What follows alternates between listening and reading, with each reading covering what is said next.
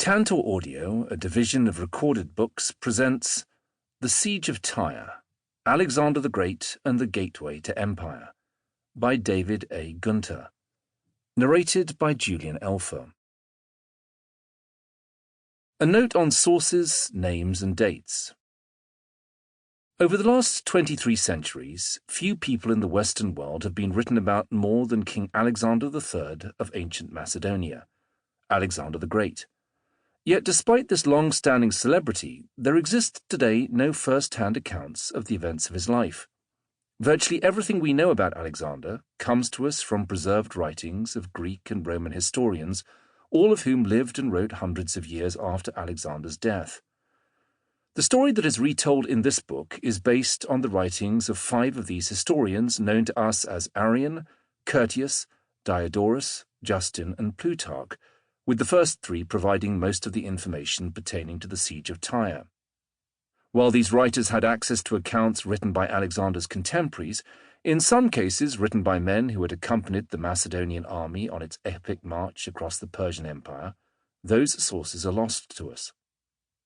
In writing this book, I have relied on 4 translations of Arrian's Anabasis of Alexander. 3 of these translations are Arrian, Anabasis of Alexander, translated P.A. Brunt; Martin Hammond, translated Arrian, Alexander the Great, the Anabasis and the Indica; James Ron, editor, The Landmark Arrian, The Campaigns of Alexander, translated by Pamela Mensch. The text of Arrian quoted in Appendix B is from E.J. Chinnock, translator, The Anabasis of Alexander, or The History of the Wars and Conquests of Alexander the Great, literally translated with a commentary from the Greek of Arrian the Nicomedean. According to the editors of the Oxford Handbook of Warfare in the Classical World, the spelling and presentation of Greek names and technical terms is a thorny issue over which scholars continue to wrangle, much to the confusion of non-specialists. For the names of people and places mentioned in this book, I have used those that I thought would be most familiar to modern English speakers. For example, Alexander, rather than the Greek Alexandros, Asia Minor, and Greece. In many cases, the names with which we are most familiar are the ones that came down to us from those used by the ancient Greeks or Romans. For example, the Greeks referred to the people of Tyre and other coastal cities of the eastern Mediterranean as Phoenices, plural of Phoeniques, the Phoenicians, whereas the people living in Tyre would not have used that term to describe themselves. We call them Phoenicians, and we call Iranians Persians, because that's what the Greeks called them. The Phoenicians living in Tyre called their city Sur, from the Semitic word for rock. The Greeks called it Tyros, and the Romans Tyrus. Throughout the book, I refer to Alexander's homeland as Macedonia rather than Macedon, although some scholars prefer the latter term. The word uncertain is used often in this book because serious scholars disagree about many of the basic facts relating to Alexander and his campaign. For example, how long was the sarissa, the feared weapon of the Macedonian phalanx? Where exactly was the Panaurus River, site of the Battle of Issus? Were the walls of Tyre really 150 feet high? How were the oars and rowers of a quinquireme arranged? In cases like these, I present all of the scholarly views and let the listener decide, although I have attempted to identify which views seem to reflect consensus. All dates given are BC unless otherwise noted. I follow the standard format for citing classical prose sources: book number, chapter number, and, if applicable, section within a chapter. For example, Arrian Anabasis of Alexander 1:18:5 refers to Book 1, Chapter 18, Section 5. Introduction. This book tells the story of how Alexander the Great ended the naval power of the Persian Empire. In 334, at the start of Alexander's campaign, the Persian fleet was the most powerful naval force in the world. The Greek historian Arrian writes that the Persians had 400 warships, all first-class ships with experienced crews from the maritime provinces of the empire, Phoenicia, Cyprus, Egypt, and the coastal cities of Asia Minor. Their decks loaded with marines and well-paid veteran Greek mercenary infantry. Alexander knew he couldn't leave this powerful force at his back to threaten Greece and Macedonia while he marched into Asia. Yet to oppose them, Alexander had a mere 160 ships, his own Macedonians plus a cobbled-together force of Greek allies of questionable loyalty. He knew he could never defeat the Persians in a naval battle. So he didn't try. Instead, he adopted the strategy of defeating the Persian navy from the land. His plan was to capture the coastal cities that were the home bases of the ships in the Persian fleet, the places where the ships were resupplied and repaired, where the crews were recruited, and where the families of the sailors and marines had their homes. Robin Lane Fox writes that this strategy needed 2 years' faith and patience to succeed, and that it was shot through with short-term danger. Nevertheless, finance and numbers made it the one sound option. Alexander, at least, had the foresight and daring to pursue it to its hazardous end. The end was indeed hazardous. It came 2 years later at the Phoenician city of Tyre. Prologue. The Prophecy. The modern city of Tyre occupies a narrow peninsula on the eastern shore of the Mediterranean Sea, clinging like a barnacle to the Lebanese coast. But 23 centuries ago, at the time the events described in this book occurred, Tyre was an island, small and rocky, separated from shore by half a mile of sometimes stormy sea. For centuries, the kings of Tyre maintained good relations with their Canaanite neighbours, including, to the south, the biblical kingdoms of Israel and Judah. In Jerusalem, King Solomon may have relied on skilled craftsmen and engineers from Tyre for the construction of his temple, using cedar beams and other building materials supplied by Tyre. He may have incorporated design elements from Tyre's temples as well. In the kingdom of Israel, King Ahab's wife Jezebel, whose prophets of Baal famously clash with the prophet Elijah in 1 Kings 18, was a royal princess of Tyre, and her god Baal was a Phoenician deity. In the year 587, a Babylonian army destroyed Jerusalem and sent the inhabitants into exile. Tyre reportedly responded to this Judean disaster with glee, seeing it as the removal of a trading rival and an opportunity to expand its influence in the region. In Babylon, the news of Tyre's joyful response to Jerusalem's destruction incensed one of the exiled Jews, a man we know as the prophet Ezekiel. Ezekiel's anger, and perhaps a voice from God, compelled him to make the following prophecy. The word of the Lord came to me. Son of man, because Tyre said concerning Jerusalem, Aha, the gate of the peoples is broken, it is swung open to me. I shall be replenished, now that she is laid waste. Therefore thus says the Lord God, Behold, I am against you, O Tyre, and will bring up many nations against you, as the sea brings up its waves. They shall destroy the walls of Tyre and break down her towers, and I will scrape her soil from her and make her a bare rock. Ezekiel chapter 6, verses 2-4, Revised Standard Version.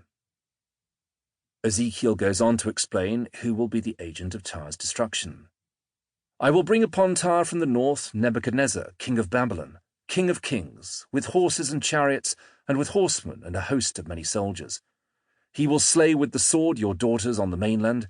He will set up a siege wall against you, and throw up a mound against you, and raise a roof of shields against you. He will direct the shock of his battering rams against your walls, and with his axes he will break down your towers. Your stones and timber and soil they will cast into the midst of the waters. Ezekiel chapter 26, verses 7-12, Revised Standard Version. Ezekiel's prophecy continues on in this vein for quite a while, through chapters 27 and 28, and includes this line. Behold, I will bring strangers upon you, the most terrible of the nations, and they shall draw their swords against the beauty of your wisdom, and defile your splendor. Ezekiel chapter 28, verse 7, Revised Standard Version. We know with hindsight that Ezekiel was only partially correct in his prophecy. Although Nebuchadnezzar did besiege Tyre for 13 years, 585 to 572, the island city was never captured. The Babylonians never broke down Tyre's towers and walls, never cast Tyre's stones and timber and soil into the midst of the waters. Nebuchadnezzar wasn't the most terrible of the nations that God had in mind. But God is nothing if not patient. After 250 years, other strangers did come to Tyre, and they weren't Babylonians. They came from Macedonia, the wild land to the north of Greece. They were fierce and bold and reckless, an army the likes of which the world had never seen, carving their way across Asia, straight through the might of the Persian Empire. They were led by a 23-year-old military genius who thought he was a god. To his men, perhaps he was. His name was Alexander, and he was coming for Tyre. Part 1. The Long March. Arrian, Diodorus, Quintus Curtius, Plutarch and Justin, despite their diversity, all furnish a Greek memory of the event, and the silence of Phoenician sources deprives us of any comparison. Furthermore, these accounts are largely posterior to the event. They fall more under the genre of heroic history, of myths associated with the sometimes revered, sometimes criticized figure of Alexander the Conqueror, founder of an empire that was as ephemeral as it was memorable. Corinne Bonnet, The Hellenistic Period and Hellenization in Phoenicia, in the Oxford Handbook of the Phoenician and Punic Mediterranean. 1. The Syrian Gates. It was early morning in the fall of 333, late October or early November, the exact date is uncertain, and the veteran soldiers of Alexander's Macedonian army awoke to find they were in serious trouble. It wasn't that their location was bad. They were camped near the seaside town of Myriandros on the Gulf of Issus, nearly 300 miles north of Tyre.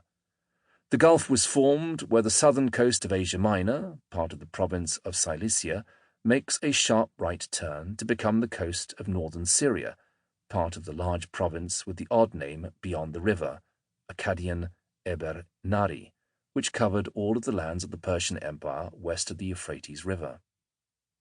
A short distance to the east of their camp, the men could see foothills of the Amanus mountain range running north-south along the coast, isolating the narrow strip of shoreline on which the army was camped from the inland expanse of the Syrian plain beyond.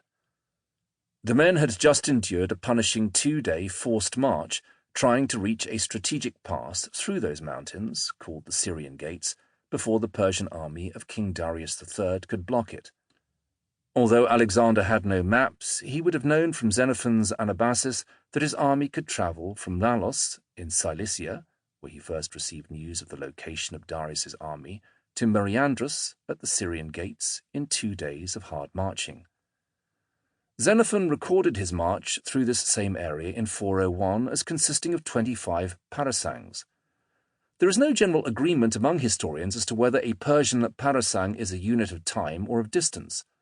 Robin Lane Fox argues 25 parasangs would be equivalent to 25 hours of hard marching. However, Donald W. Engels argues that it would be impossible for the army to march from Malos to Myriandros in 2 days. He suggests the 2-day march began at the town of Issus, about halfway between Malos and Myriandros. P. A. Brunt writes that in counting the 2 days of the march, it is probable that the counting begins at a place between Malos and Myriandros.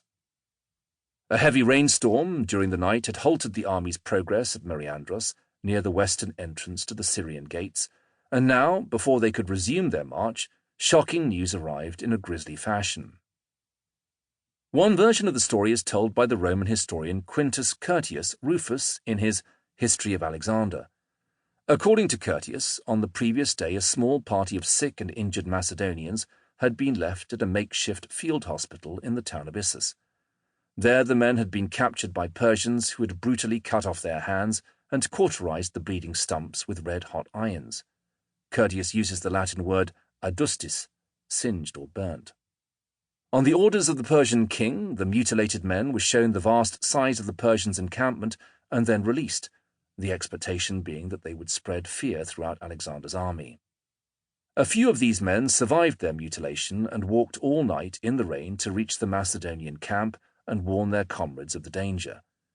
Alexander's veteran soldiers, although hardened to the brutality of warfare, were stunned and angered by what had been done to these men, but they were also confused. The Persian king and his army were supposed to be on the other side of the mountains, on the Syrian plain, where Alexander was hurrying to confront them. So what Persians had committed this atrocity? Where had they come from? And worst of all, what were they doing behind the Macedonian army? Alexander had been so certain that the Persians were still camped east of the mountains, where they had last been detected, that he hadn't kept track of their subsequent movements. When he heard that Darius and his army were behind him, at first he refused to believe the news. He ordered some of his men to take a ship and sail north along the coast, back the way the army had marched the day before, and find out exactly who these Persians were and, more importantly, where they were. The report came back quickly. A vast Persian army occupied the coastal plain just to their north, less than a day's march to their rear, blocking the narrow passage that ran between the sea on the west and the mountains on the east. The Persians were behind them, cutting them off from their line of retreat, cutting them off from the Greek cities on the Aegean coast of Asia Minor, and cutting them off from Macedonia and home. According to J.F.C. Fuller, there can be little doubt that Alexander had blundered badly. Over-eagerness had led him into a trap. Not only was the army cut off, but the men were worn out from the 2 days of hard marching, some of it in the rain. There were signs that the local inhabitants were keeping the Persian scouts well informed about Alexander's movements. None of them thought the Macedonians had much of a chance. What had happened was one of those odd coincidences that seem to occur with surprising frequency throughout military history. The Persians who had been camped east of the mountains on the Syrian plain believed Alexander to be in southern Asia Minor, farther north and to the west of the mountains. The Macedonian army had indeed been camped there for several weeks while Alexander recovered from a fever.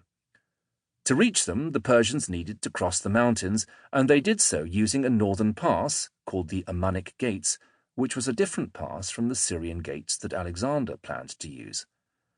So while Alexander was marching his army south along the Syrian coast, on the west side of the mountains, heading toward the Syrian gates, the Persian army was marching north on the east side of the mountains, heading toward the Ammanic gates. Neither army was aware of the movements of the other.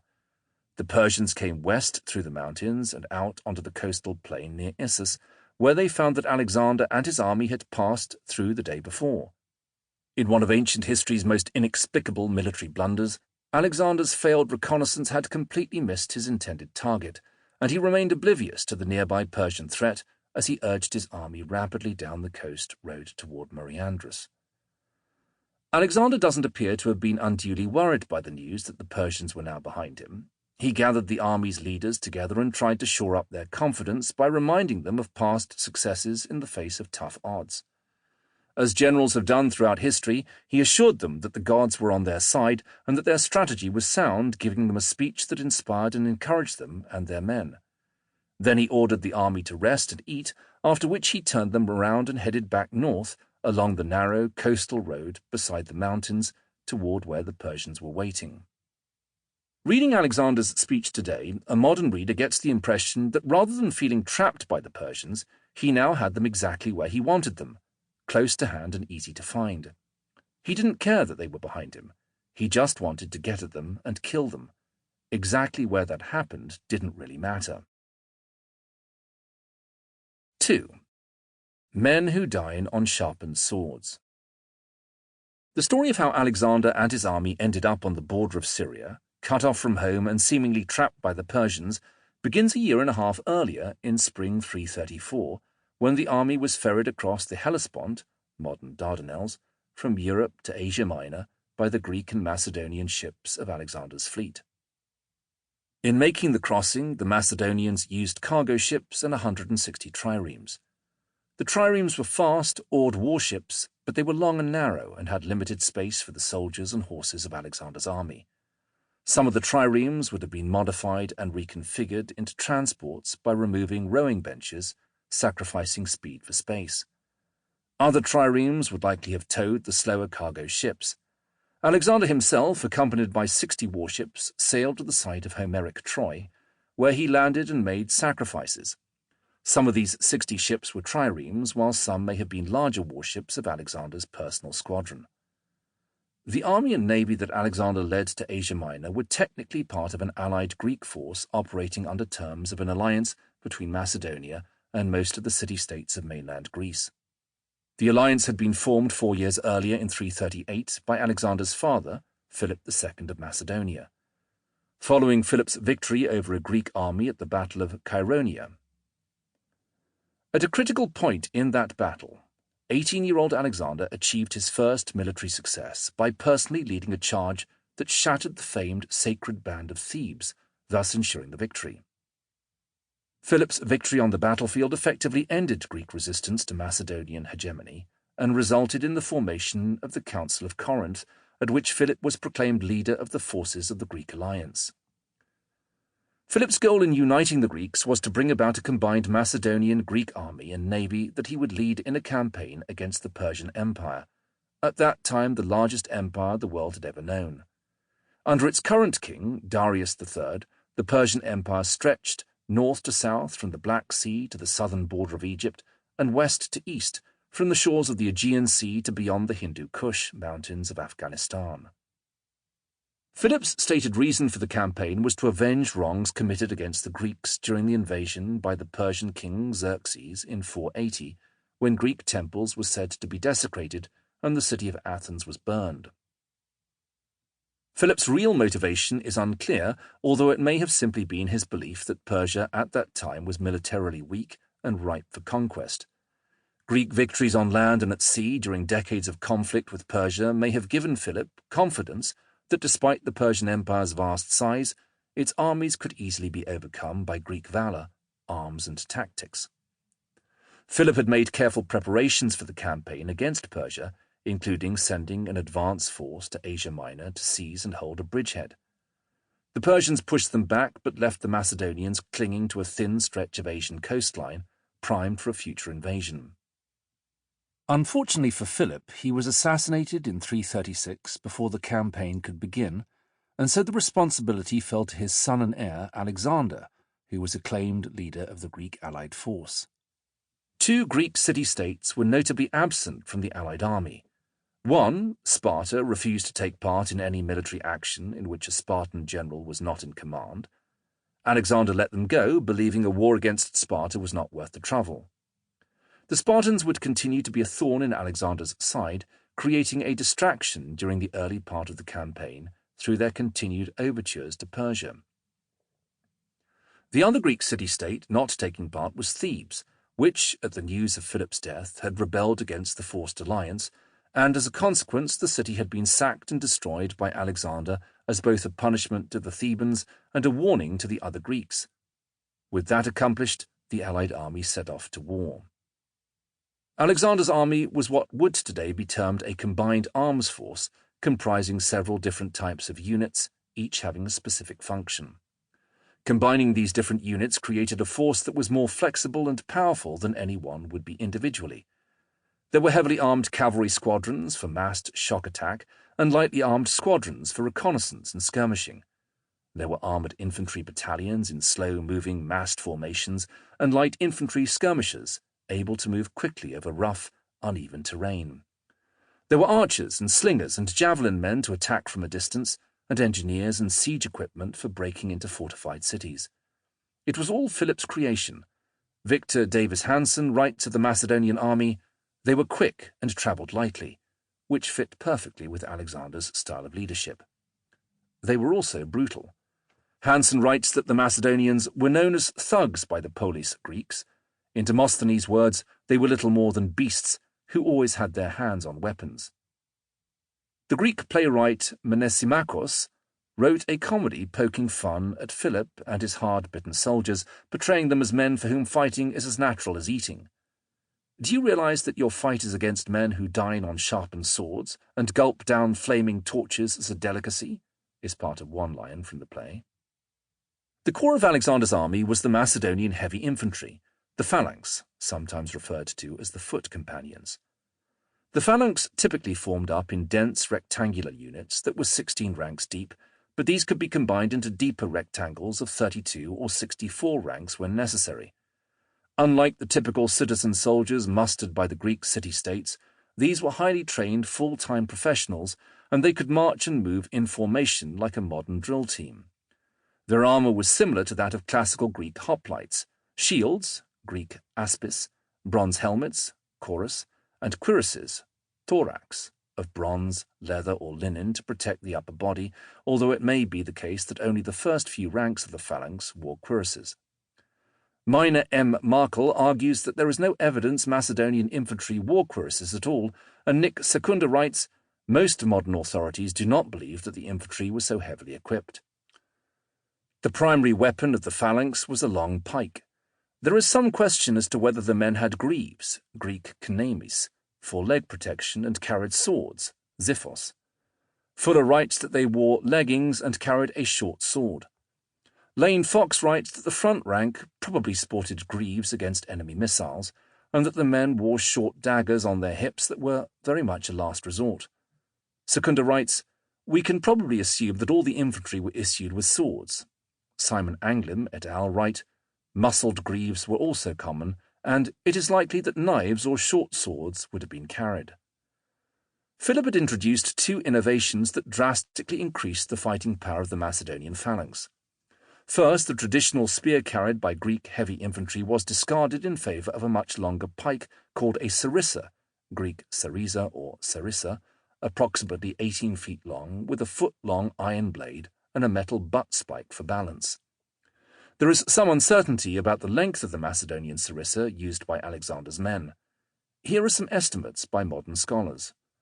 13 to 14 feet in length, Fuller. Its longest variety was 18 feet long, Lane Fox. These tough spears were riveted together to a length of 16 feet, Lane Fox. According to Polybius, the sarissa was 6 to 7 metres, 19.4 to 23 feet long, Anglin et al. The longest sarissae measured 12 cubits, 18 feet, Secunda. Nearly 18 feet and more, Hansen. Varied in length only between about 4.5 and 5.5 metres, Markle. It is not possible to give a precise measurement, as estimates vary, John Worry. Philip's second innovation was to reduce the size and weight of the traditional Greek round infantry shield, so his men could carry it on their back or left shoulder, slung by a strap around the neck, thus freeing both hands to wield the sarissa. Regardless of length, the sarissa was undoubtedly heavy and difficult to control, requiring two hands to wield effectively. But in the hands of Alexander's highly drilled phalanx, the weapon presented any enemy with a bristling forest of sharpened iron blades protruding from the first 5 ranks, presenting a hedgehog-like front and looking like the quills of a metal porcupine. A second infantry component in the Macedonian army was a unit called the shield-bearers, Greek hypaspists. The exact nature and armament of the shield-bearers has long been the subject of scholarly debate. Here are some arguments made by modern scholars. They had better armour and shorter pikes, and they were usually the first infantry forces to follow behind the cavalry. Hansen. How the shield-bearers were armed and equipped is not known. Fuller. It is logical to assume that they were more lightly equipped than the foot companions. Secunda. Ancient sources do not describe the shield-bearers in any detail, and many historians presume that they simply formed an elite unit within the phalanx, while others see them as commando-type light infantry. Anglin et al. The part of the Macedonian infantry under Alexander the Great, normally armed with the hoplite panoply, were the shield-bearers. Markle. The shield-bearers, because of their name, likely carried a large hoplite shield that required the use of their left hand and arm, and thus ruled out wielding a sarissa. However, the fact that the shield-bearers were often selected for fast pursuits suggests they could leave behind their heavy armour and fight as light infantry when necessary. Lane Fox considers the shield-bearers to be the most lethal troops in Alexander's army and calls them the finest foot force in antiquity. The army also contained allied Greek soldiers. The League of Corinth provided 7,000 heavily armed hoplites from the various member city-states, and also 5,000 mercenaries, both hoplites and light infantry. James Rom argues that the allied Greek soldiers were classed as allies but essentially hostages. He writes that their contribution to the army was minimal, since they fought with spears rather than the sarissa, and that they were included in the expedition to ensure that their home cities in Greece remained loyal to Alexander. Philip also raised troops from the peoples living on the borders of Macedonia, Thracians, Paeonians, and Illyrians. Several different types of light infantry units formed an important part of Alexander's army. To provide missile weapons, Philip had hired archers from Crete and slingers from Rhodes. According to Fuller, the Cretans were reputed to be the most skilled bowmen of their day. But the best light infantrymen were the javelin-armed skirmishers from a tribe called the Agrianians, or Agrianes, whose homeland was in the southwest corner of present-day Bulgaria. They were referred to as peltas because of the type of shield they carried, and Lane Fox calls them the Gurkhas of the Macedonian army. Sample complete. Ready to continue?